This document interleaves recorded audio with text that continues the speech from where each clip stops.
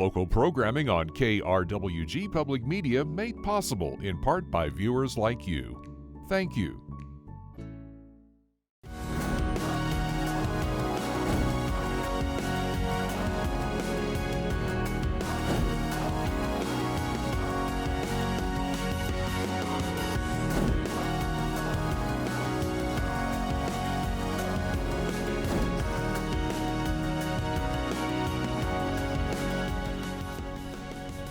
Welcome to Fronteras, a changing America. I'm Jonny. There's a number of NGOs working to ease the humanitarian crisis at the U.S. Mexico border, and one of those is Estrella del Paso. Joining me on this week's program to discuss the future legal landscape of the U.S. Mexico border and the incoming presidential administration is Melissa M. Lopez, Estrella del Paso's Executive Director. Melissa, thanks so much for joining me today. Thank you for having me. So can you just give us an overview of Estrella del Paso and what it is that your organization does for viewers that might not know what your organization does? Sure. So we're a legal services nonprofit based in El Paso. We have both attorneys and Department of Justice accredited representatives who can help people through their immigration process. So we actually represent people as they're going through, whether it be residency, naturalization, or asylum. And then we also have a number of programs geared towards public advocacy in terms of know your rights presentations, educating our community. So we only work with immigrants. So we're solely an immigrant serving organization.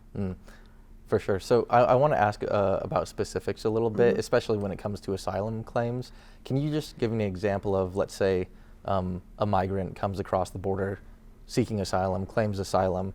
What does that process look like, and how do y'all step in, and what role do you play in that process? Sure. So currently, in order for somebody under the current rules to be eligible for asylum, they have to come into the country via an appointment in what's called CBP-1. It's an application that the government uses. You have to make an appointment.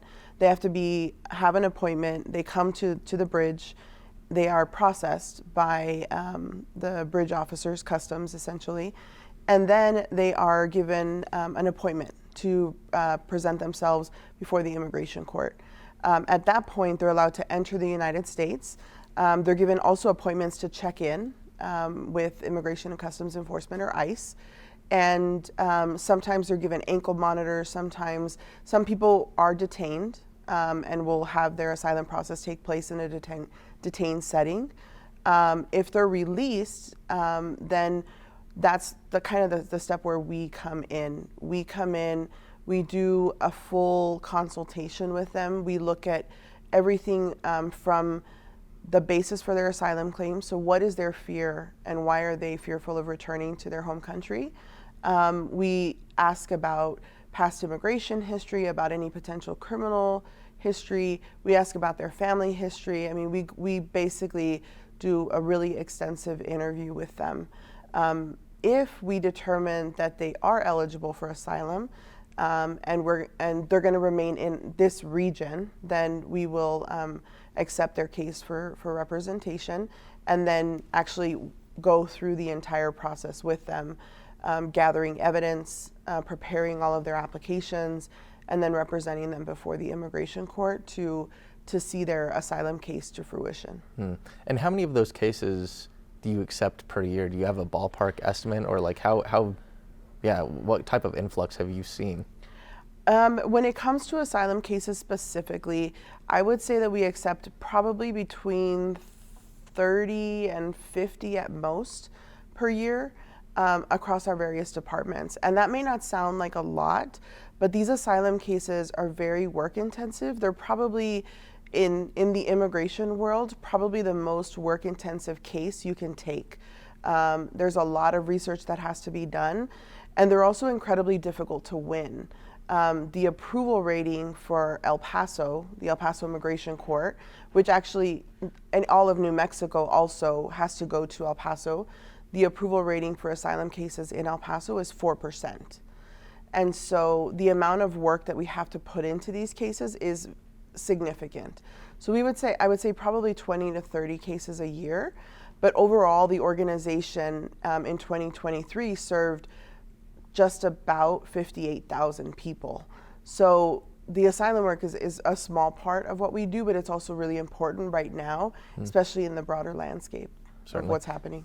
And you know, I want to talk about that a little bit, but first I wanted to ask your thoughts on, there has been somewhat of a decline in asylum or border patrol encounters, at least this year. In September of 2024, there was roughly 100,000 encounters, versus the same time in 2023, there was like roughly 270,000 encounters. This is according to U.S. Border Patrol statistics. What do you attribute those numbers to? Why do you think those numbers are going down? I mean, I think there's a number of things. We have policies that have changed along the U.S. Mexico border that affect how people are able to enter the country. That's one. The other thing is that we always see some fluctuation in numbers in presidential election years, especially with, you know, this year, everything that we heard coming out of the Trump camp in terms of what policies they would implement. You know, I think there was just a lot of uncertainty about what was going to happen. So I think that contributed a big part to it as well.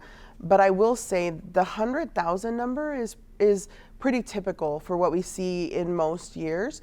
So it may be that last year was atypical and this year is more typical to what we see in terms of numbers along the southern border. And I wanted to ask about, you mentioned the Trump administration coming in, and I wanted to ask, you know, how would you say the Biden administration did these past 4 years in terms of shaping policy at the U.S. Mexico border, and how did that compare to Trump's first administration before that? Like, what are the major differences in these executive administrations in the way that it affects folks with boots on the ground, like Estrella del Paso? So to be honest with you, the Biden administration was not great at all in terms of immigration policy. They changed a number of things for us that made it much more difficult for asylum seekers to enter the country. I think the difference between the Biden administration and the Trump administration is that the Biden administration didn't lose sight of the fact that we're still dealing with human beings. We may not have liked the policies that they implemented, but the policies that were implemented were not designed with cruel intentions. And I think, you know, our sentiment during the first Trump administration is certainly that a lot of the policies were designed to be cruel. For example, what comes to mind is family separation, right? So we saw parents and children, being separated. That was a policy that was intentionally cruel to try and dissuade people from entering the country. Really pulling at their hearts and their values. And so I think that's probably the biggest difference. In terms of the border itself, though, neither administration was particularly good about creating policies that allowed for the processing and free flow that should be in place at our borders. And I wanted to talk about that a little bit, talking about the Biden administration. Title 42 came to an end under his administration, and there's so many, the legal landscape is always changing at the U.S. Mexico border in terms of immigration policy. So especially in terms of Title 42, how is it that your organization keeps up with these developments and make sure that your clients keep up with them as well, and keep them on the path that they need to stay on, essentially? Like, how difficult is it working with these ever-changing federal policies? Yeah. How difficult is that, and how do you deal with it? I will say during the first Trump administration, it was much more difficult because we were dealing with near constant changes, and a lot of those changes were being announced on social media, were being announced through not through official channels, but through, we would see a tweet, frankly, from somebody in the administration, or on the official president's Twitter page. With the Biden administration, things were much more structural in terms of there was communication between us and the federal agencies, and that made things a lot easier for everybody, because at the end of the day, changes affect not just us, but also the federal agencies that have to implement these changes. And so things were really crazy during the first Trump administration. I think there was much more order during the Biden administration. So we're kind of expecting to go back to that space that we were in. I mean, essentially, the running joke was that during the first Trump administration, every Friday, 3 p.m., 5 p.m. Eastern was when policy decisions would come out. And so everybody was on their, on alert for 3 p.m. Mountain Time notification of some kind of policy change. So we kind of are expecting much of that. We have a really great team, to be honest with you. We're really lucky in that we have a robust communications team that monitors, all of the various social media accounts for the administrations. We have a really great content creator who manages our social media, and he creates content that we put on social media. So social media is the way we get our information from reputable sources, and then we take that and we put it out onto our social media so that people, our followers and the clients, make sure that they get the latest information. The other thing that I think is really important is the news has been a difficult source for accurate information because there are changes so frequently. So, there might be something in place right now, in 2 hours it's changed, and then 2 hours after that it's changed again. So we just do our best to try and keep our social media as robust as possible. And that's an investment we've made as an organization since the first Trump administration, is in our communications team to make sure that we're ready for whatever they throw at us. And obviously federal policy is ever changing and obviously a big issue at the border, but I also want to talk about a little bit about state policy. Specifically, we can start talking about Texas Senate Bill 4. Of course, that puts border enforcement in the hands of Texas officials rather than federal officials. How has that affected y'all, and what is your response to that type of policy making by the Texas state government? I will say that has been really difficult for us in a lot of different ways. I think even as a community, we've seen the impacts of that. We've seen an influx of Texas Department of Public Safety troopers in the area. We've also seen, it's almost a daily occurrence now that there is some kind of high-speed chase in El Paso that results in either significant injury or death. We've seen, there was a particular, one of the ways that they stop vehicles is pit maneuvers, right? So they hit the back of the car so that the car essentially rolls, and they did that right in front of a school at the end of last school year. And so we have seen this influx of troopers in the region, and it's created, a somewhat unsafe situation for us in the community. There are law enforcement agencies across the country that specifically have policies that prohibit high-speed chases in neighborhoods for the safety of the people involved, the neighborhoods, I'm sorry. And unfortunately in Texas, they've decided that those high-speed chases are more important than the safety of the people who live in those communities. So they've gotten pretty dangerous, and they're pretty scary in a lot of ways. You have to be very alert when you're out driving in El Paso right now. And the Texas Attorney General, Ken Paxton, speaking of state-level policy decisions, he's been going after some NGOs in El Paso that are migrant advocacy organizations. Yes. What's Estrella del Paso's response to this? The response to these attacks from the Texas state government? I believe that it's an overstep of authority given to the Attorney General in the way that it's been used up to this point. The Attorney General in the state of Texas has the ability, one of their responsibilities is to manage and ensure that businesses are operating in accordance with the law in Texas. And so given that that's their role, we have taken steps to ensure that everything that we're doing is we're operating within the law. And I think this is something that is a misconception that people have about immigrant serving organizations.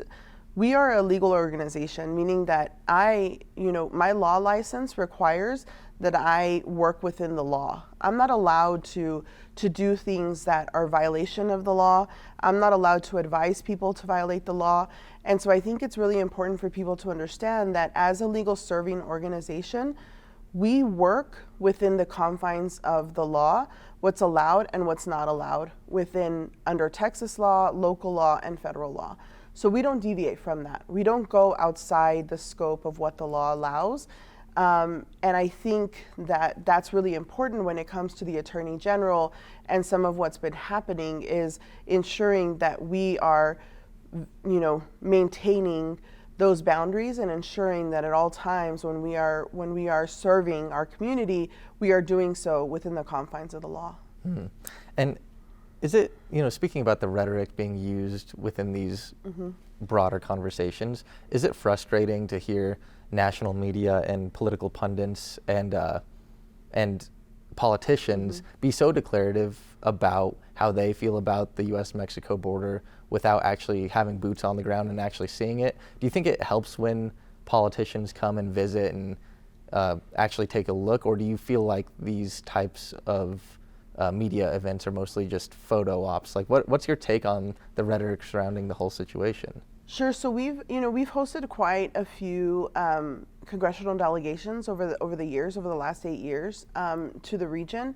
I think the most effective ones, frankly, are the ones that are bipartisan, where they have members of both parties who visit both the law enforcement piece of the immigration system, but also the advocacy piece of the system. I think, frankly, for a lot of what we hear in the mainstream media, national media, who don't come to the region, what they hear and what they say are just, they're sound bites, right? The perfect example I can give you is with the end of Title 42. Everybody was talking on a national level about how the streets of El Paso were being overrun. And we had a number of major national media outlets here. And one of them that I remember very distinctly was NBC Nightly News. They came in and they were like, where are the people? Where are all of these people that supposedly are have taken over the city of El Paso? They just weren't here. And so I think it does take people coming down and experiencing life on the border. And I think that's at the heart of the issue with our immigration system, is that our immigration system and policies, the laws are written by people who've never lived on the U.S. Mexico border, who don't do this work day to day and don't understand how the policies and laws that they're creating really are going to be implemented. So you have people in Washington, D.C. making decisions when they've never experienced life on the border. And just going off of that, the incoming Trump himself and the incoming administration have floated some extreme ideas, obviously, including talking about mass deportations taking place on day one is the wording that they used, maybe even using the U.S. military to fulfill the plans. So what's your immediate reaction to this? A couple of things. First, they don't have the infrastructure. There were huge reductions in the federal immigration law enforcement during the first Trump administration. They lost a lot of people. A lot of people retired. A lot of those vacancies still remain today. They have a lack of workforce to be able to deport people in mass quantities, first of all. Second of all, mass deportation is incredibly expensive. I think the lowest estimate that I've heard is $80 billion per 1 million people that they try to deport. So you're talking about needing, the estimates are anywhere from 11 million to 24 million people potentially undocumented in the country or with final deportation orders. So if you take that 80 billion and multiply it even by 10, you're talking about $800 billion in a Congress right now that hasn't even approved a budget for our current fiscal year, right? So the likelihood that all this money is suddenly going to flow and suddenly the manpower is going to exist is not going to happen. In terms of using the military, the Pentagon has already pushed back on that. the military has very strict restrictions built into the law that do not allow them to enforce immigration law. That's why in the past, when we've seen military deploy to the U.S. Mexico border, they've done things like put up the concertina wire and put up fencing, because they're not allowed to enforce immigration law. And the Pentagon has already pushed back on this idea that they're going to be doing that in the future. So what I expect is we're going to see raids. I think we're going to see raids, very targeted raids in certain communities meant to scare people.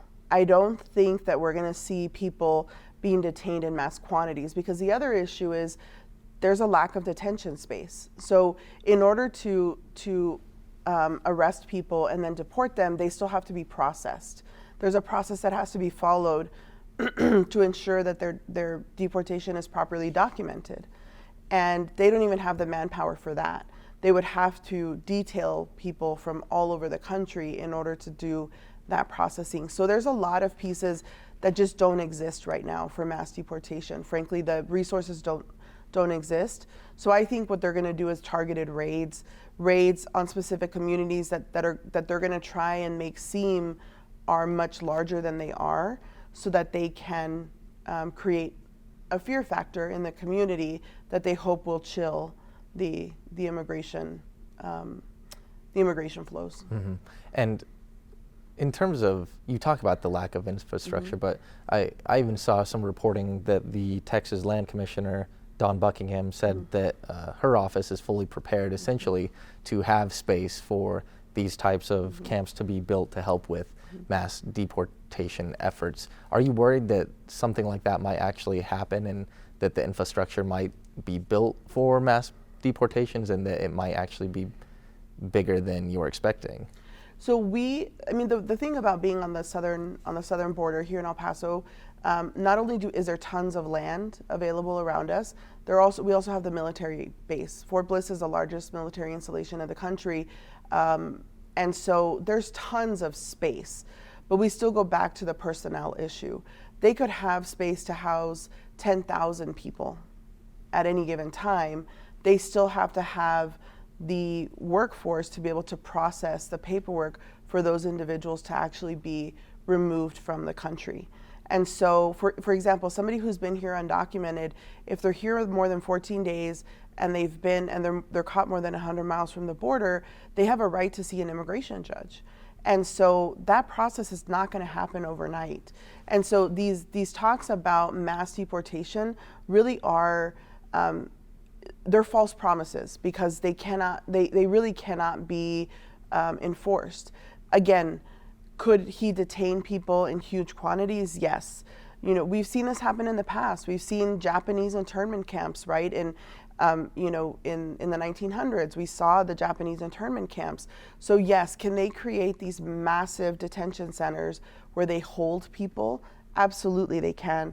Does that mean that they're going to have the manpower to process those people and deport them? I don't think so.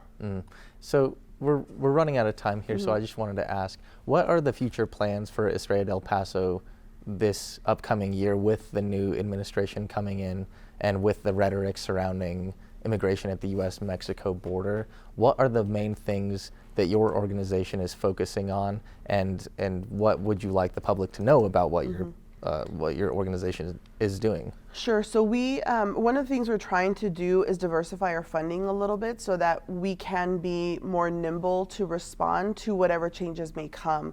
I think that's been when you have we're really lucky to have great funders who work with us and are really cooperative with us and really support us in our work. But often funding comes with very specific intentions. And so we are trying to make sure that we can be nimble and respond to wherever the needle goes, right? So we want to make sure that we're ready. If it is these mass incarcerations, we want to be able to have people who can go into these centers and actually be able to speak to people, get them some legal consultations, legal advice. If it turns into raids, we want to be able to educate our community about what to do in terms of raids. So we are trying to, right now we're not doing too much in terms of specific planning. knowing that we're probably going to have to be more responsive to the things that are happening. But the way that we're planning for that is trying to ensure that our funding is nimble enough that we're able to shift as we need to. Melissa M. Lopez is the you. Executive Director of Estrella del Paso. Melissa, thanks so much for coming in today. Thank you. And that's all for today's episode. Remember, you can stay up to date on the latest local news at krwg.org. For all of us here at KRWG Public Media, I'm Jonny Coker, and we'll see you next time on Fronteras, a Changing America.